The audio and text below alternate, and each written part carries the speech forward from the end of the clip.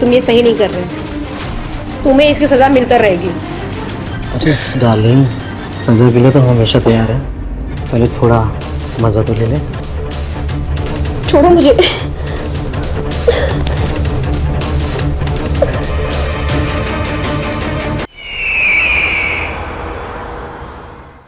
नमस्कार, मैं हूं रानी चैटर्जी।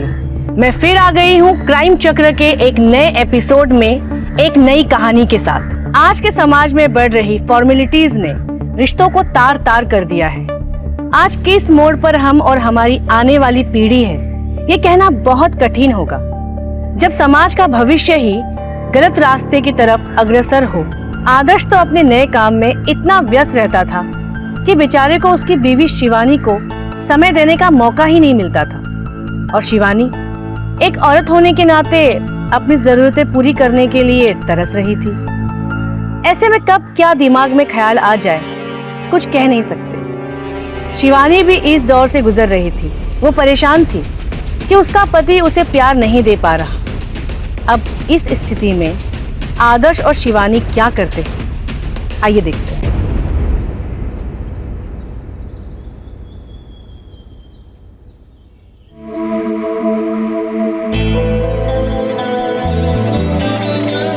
सुनिए ना, मुझे कुछ कहना है। आज ना मैं बहुत अच्छे मूड में हूँ। आज नहीं, मुझे बहुत काम करना है। प्लीज देखो मेरी बात मानो, बहुत काम पेंडिंग है। थोड़ा सा। मैं कह रहा हूँ ना, आज नहीं, नया स्टार्टअप शुरू किया है। इस स्टार्टअप के लिए मैंने सब कुछ दांव पे लगा दिया है। तुमने तो मुझे भी दांव पर लगा दिया है। नहीं शिवानी, शिवानी मेरी बात सुनो। मुझे कोई बात नहीं करनी तुमसे। शिवानी, शिवानी,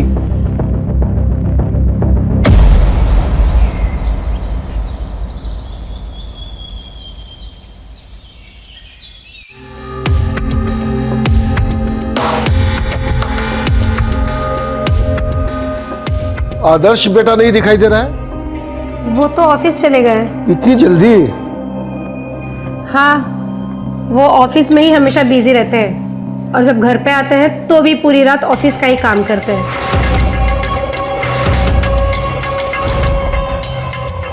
मेरे लिए तो उनके पास टाइम ही नहीं है। अच्छा, थोड़े दिन की बात है, फिर ऑफिस से फुर्सत में आ जाएगा। थोड़ा दिन करते करते 2 महीने हो गए। ठीक है, मैं आदर्श से बात करूंगा, बोलूंगा कि मरने से पहले मुझे पोते पोती का मुंह देखना है।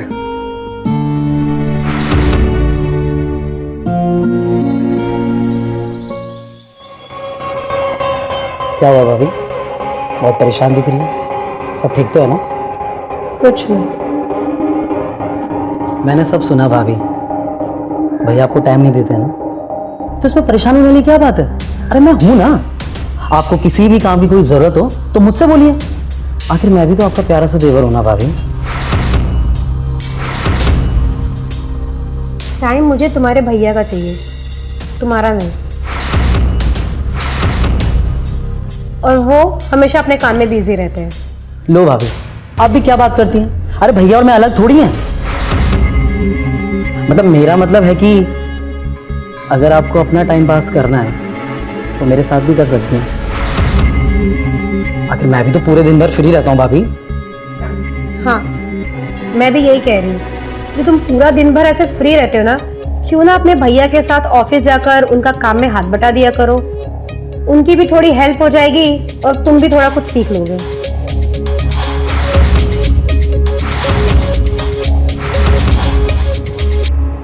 क्यों, मैं कुछ गलत बोल रही हूँ क्या? अरे भाभी, आप भी कभी गलत बोल सकते हो क्या?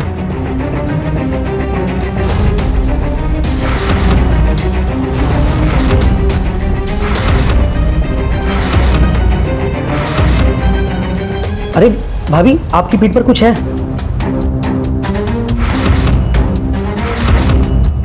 अरे दिखाइए, मुझे दिखाइए।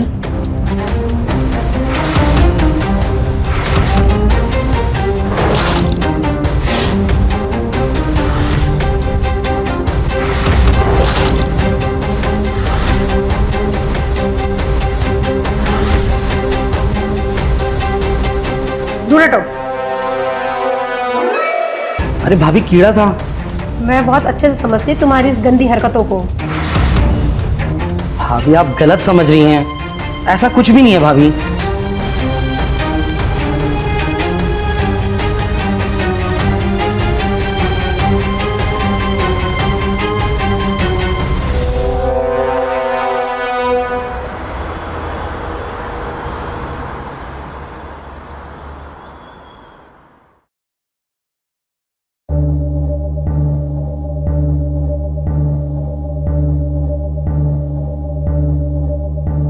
हेलो। सुनो, मेरी तबीयत ठीक नहीं है, मुझे डॉक्टर के पास ले चलो ना। मैम एक्चुअली सर मीटिंग में बिजी हैं। ये ना 1 मिनट के लिए भी फ्री नहीं रहते। मैम अगर कोई मैसेज हो तो बताइए, मैं उन तक पहुंचा दूंगा।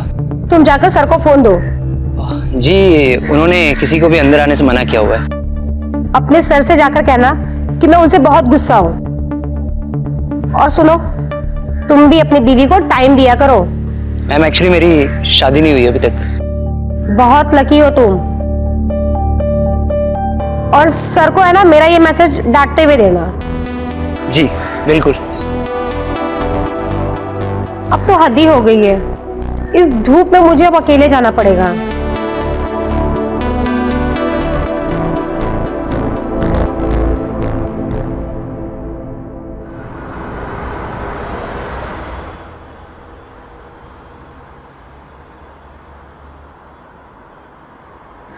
तुम्हें भेजने की क्या जरूरत थी आदर्श को?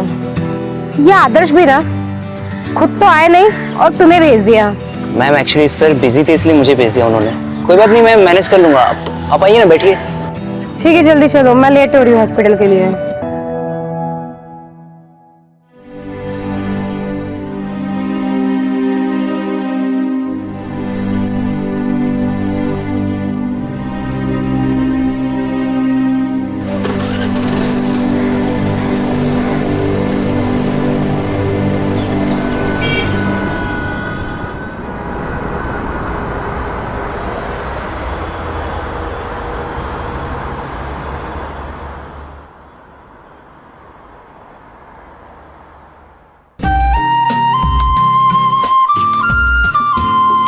तुमने हॉस्पिटल की फीस क्यों भरी? कोई बात नहीं मैम, अब तो तुम्हें मुझसे पैसे लेने ही होंगे। आप चिंता मत कीजिए, मैं सर से मैनेज कर लूंगा।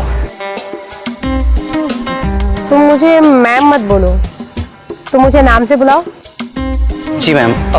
सॉरी फिर मैं sorry, I am so sorry.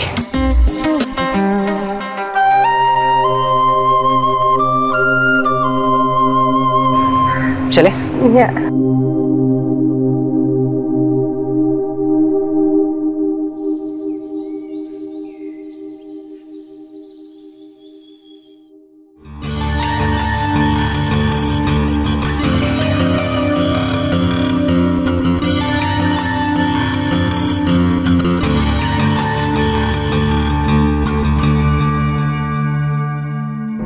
अंकित, इतनी रात में यहाँ क्या कर रहा है?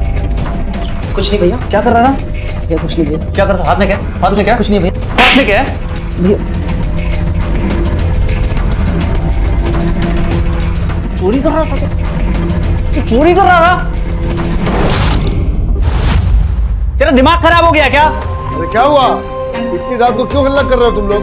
पूछो इससे, क्या कर रहा था ये? कह रहे क्या कर रहा था? चोरी कर रहा था तुम्हारा लड़का। हाँ तो क्या करूं, नहीं क्या?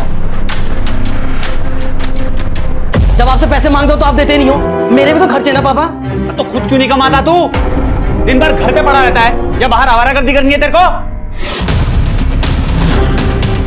निकल अब यहाँ से, चोर कहीं का। अरे बच्चा है, ज्यादा तो गलती हो जाता है। अरे आप तो रहने दो, सर पे चढ़ा रखा है आपने। तो तुमको भी तो सर पे चढ़ा रखे हैं। बचपन में लगाए होते ना 2 थप्पड़, ये हरामखोर ना होता आज। अरे तो तुमको भी तो नहीं लगाए हैं। चलो हल्ला मत करो बस। आप जाके सो जाओ यार। ठीक है, हमको नींद आ रही, सो रहे हैं, सोने दो तब ना।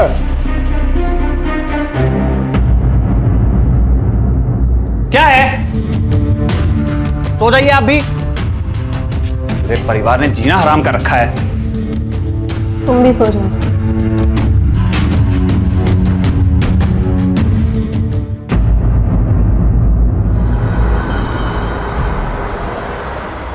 क्या बात है, तुमने मुझे यहाँ क्यों बुलाया? बस ऐसे ही तुमसे मिलने का मन किया तो बुला लिया। आओ ना, पास आकर बैठो ना। तुम परेशान लग रही हो।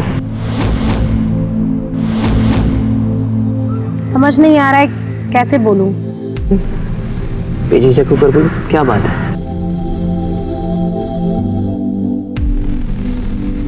आदर्श के पास मेरे लिए टाइम ही नहीं है,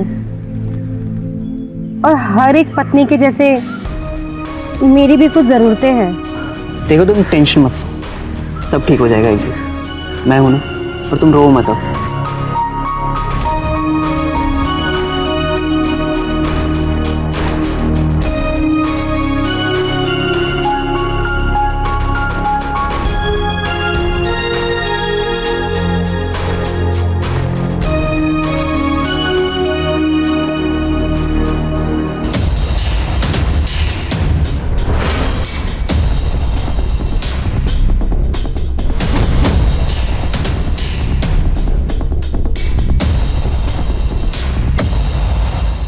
वक्त के तकाजे को देखते हुए शिवानी ऑलरेडी सिचुएशन के साथ समझौता कर चुकी थी। जब मनोज उसका सहारा बना तो उसको एक उम्मीद मिली।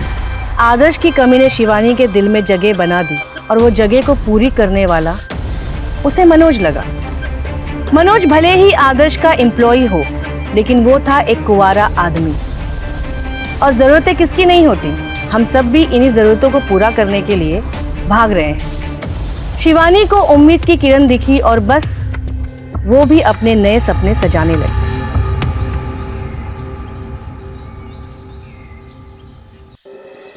हाँ, बहू, आदर्श अभी तक नहीं आया? वो लेट आने वाले हैं, आप सो जाइए। हाँ, ठीक है, मैं भी थका हुआ हूँ, जाता हूँ सोने। हाँ? ठीक। ओके।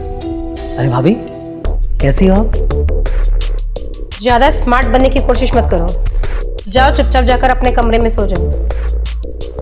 लो। अरे भाभी, आप भी बेवजह गुस्सा हो गए। मैं तो आपको कुछ दिखाने आया था, देखिए ना।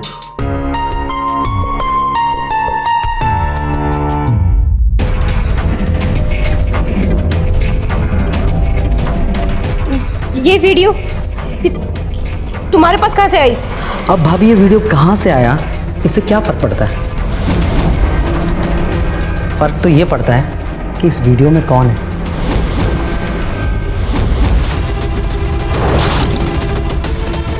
देखो, तुम इस वीडियो को अभी का अभी डिलीट करो। ये वीडियो तुम्हारे भैया के पास नहीं जानी चाहिए। हाँ भाभी, कर दूंगा ना, उसमें कौन सी बड़ी बात है। लेकिन उससे पहले आपको मेरी एक विश पूरी करनी होगी। विश? कैसे विश? क्या है ना कि आज भैया लेट आने वाले हैं, तो आज रात को आपको मेरे साथ सोना होगा, आपके कमरे में। तुम्हारा दिमाग तो खराब नहीं हो गया है ना? मैं आपका इंतज़ार करूँगा। और हाँ, एक बात तो बताना ही भूल गई, अगर 5 मिनट के अंदर नहीं पहुँची ना, तो ये वीडियो ना भैया को फॉरवर्ड कर देना। ठीक।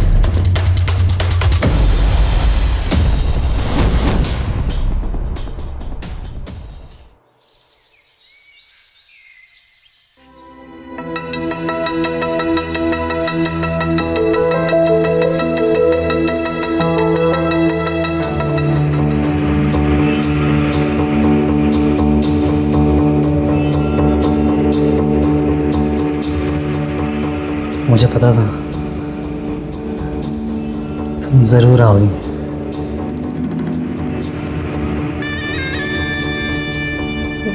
देखो, तुम ये सही नहीं कर रहे हो। मैं तुम्हारी भाभी हूँ। मुझे पता है भाभी, आप मेरी भाभी हो, लेकिन आज हाथ में आया हुआ मौका कैसे छोड़ सकता हूँ भाभी? हाँ? कैसे छोड़ सकता हूँ?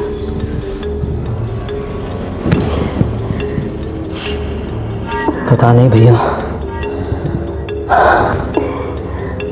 इतनी खूबसूरत और गोरी चमड़ी को क्यों नहीं टाइम देते थे। मैं होता ना भाभी, तो आपको सारा दिन प्यार करता।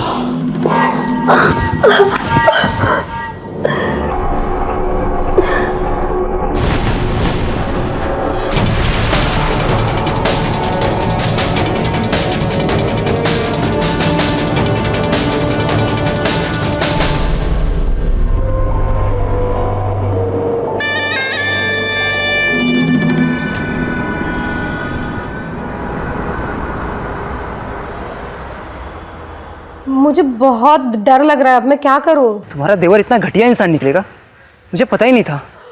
अब वो ये वीडियो दिखाकर मुझे बार बार ब्लैकमेल करेगा। ठीक है, एक काम करो, आज अगर वो फिर से बुलाए तुम्हें तो तुम चली जाना।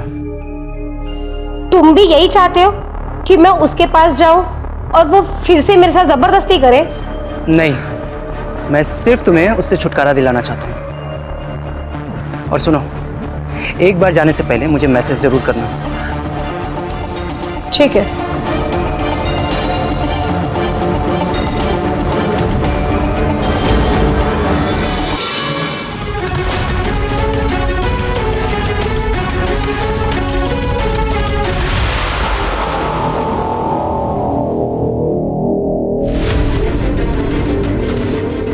देखो, तुम ये सही नहीं कर रहे, तुम्हें इसकी सजा मिलकर रहेगी। अरे डार्लिंग, सजा के लिए तो हमेशा तैयार है, पहले थोड़ा मजा तो ले ले।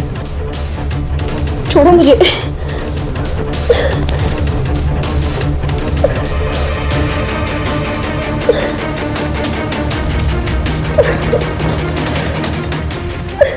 तेरी हिम्मत कैसे हुई? तेरी हिम्मत कैसे शिवानी को छूने की? भैया भैया, मैं आपको बताने वाला था कि भाभी और मनोज ने मुझे तेरी ये गंदी हरकत के बारे में सब बता दिया है। आज मैं तुझे जान से मार दूंगा। भैया आप क्या कर रहे हो? पागल हो गए क्या आप? आज मैं तेरी जान ले लूंगा। पापा भैया को देखो। अरे आदर्श, गन नीचे, गिर नीचे नीचे। पापा, इसने मेरी बीवी की इज्जत पे हाथ डाला है। भैया नीचे, आप सोच रहे हो ऐसा नहीं है भैया।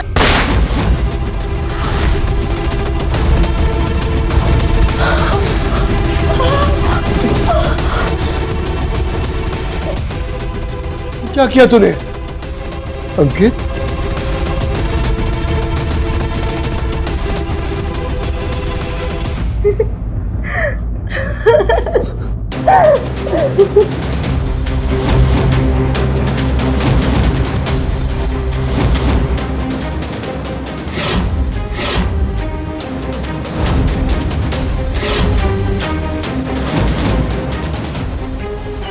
अंकित ने जो किया वो बिल्कुल भी जायज नहीं था, लेकिन मनोज और शिवानी ने मिलकर जो किया उसकी वजह से एक हंसता खेलता परिवार उजड़ गया।